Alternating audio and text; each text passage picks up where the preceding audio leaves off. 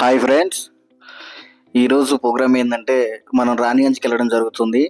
రాణిగంజ్లో Havells office ఉంటుంది. వాళ్ళు కొత్తగా ప్రొడక్ట్స్ లాంచ్ చేశారు. 2 ఐపీ ప్రొడక్ట్స్ అంటే ఇండస్ట్రియల్ ప్రొడక్ట్స్ అంటారు.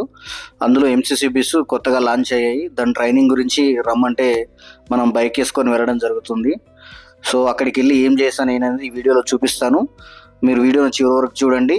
సో జనరల్గా ఈ కార్పొరేట్ కంపెనీలు ఏం చేస్తాయంటే కొత్తగా ప్రోడక్ట్ ఏదైనా లాంచ్ కాగానే అక్కడున్న ఆథరైజ్డ్ సర్వీస్ సెంటర్లకు, అక్కడున్న ఇంజనీర్లకి, వీళ్ళకు ఈ ప్రోడక్ట్ డీటెయిల్స్ చెప్పడం జరుగుతుంది. సో మొత్తానికి ఇది ఆఫీస్కి వెళ్ళాము. ఇక్కడ సేల్ ఏమి ఉండదండి, ఇది కార్పొరేట్ ఆఫీసు. మనకి ఏదైనా రిక్వైర్మెంట్ ఉందంటే మనం డైరెక్ట్గా డీలర్ దగ్గర కానీ డిస్ట్రిబ్యూటర్ దగ్గర కానీ పర్చేజ్ చేసుకోవాలి. ఇక్కడైతే సేల్ ఏమి ఉండదు, రీటైలర్ సేల్ అంటూ ఏముండదు.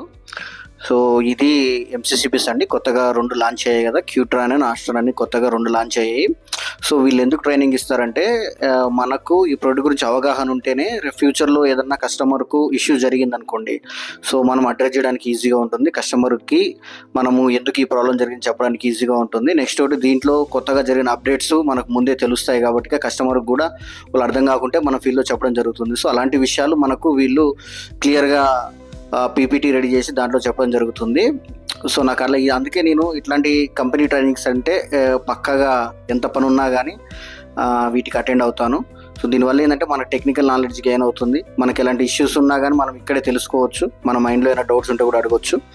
సో ఇది ఎంసీసీబీస్ అంటే ఇవి జనరల్గా మనం ఇండస్ట్రీస్, కమర్షియల్ కాంప్లెక్స్లో వాడతాము. డొమెస్టిక్లో అయితే మనం ఎంసీబీలే వాడతాము.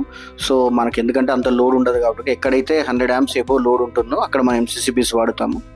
సో ట్రైనింగ్ అయిపోగానే చక్కగా ఛాయ్ ఇచ్చారు. ఛాయ్ బిస్కెట్ తాగేసి సో ఇంటికి వెళ్ళడం జరిగింది. మళ్ళీ return back to my work ఫీల్డ్కి వెళ్ళడం జరిగింది.